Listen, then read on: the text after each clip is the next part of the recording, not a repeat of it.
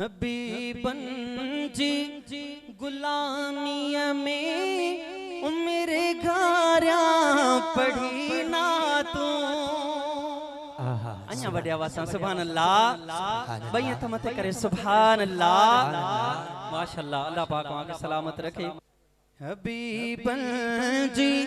गुलामिया में उम्र घारा पढ़ी ना तू सदाई सार उन जिया में गुजारा डी होई रातियों मुखे कम कार आई वापार में मदनी ज़हन में आ मां भाया थो आहर हंद में मुझे घर में सहन में आ मिले थो जो जडह जाते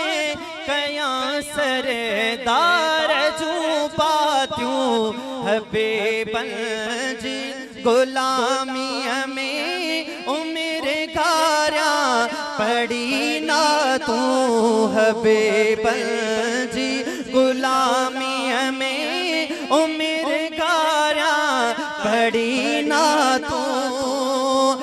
पत्थरन में जिक्र उन जो करन में जिक्र उन जो सुभान अल्लाह पत्थरन में जिक्र उन जो करन में जिक्र उन जो जनावर आई पखन में था बनल में बे जिक्र उन जो जमीन आसमानन में उन हस्ती जुड़न लातियों हबीबन जी गुलामिया में उम्र घारा पढ़ी ना तू हबीबन जी गुलामिया में उम्र घारा पढ़ी ना तू उन जे इश्क में जिया उन जे इश्क में दम दिया उन्हें घोर घर बचड़ा उन्हें घोर ही जिंदु क्या उन्हें जी दी दल आशिक अखियों हर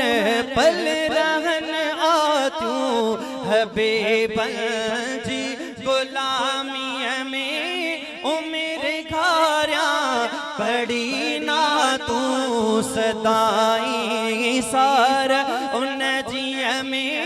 गुजारा डी होई रातियों हबीबन जी गुलामिया में उम्र घारा पढ़ी ना तू सुभान अल्लाह। अञा वॾे आवाज़ सां सुभान अल्लाह।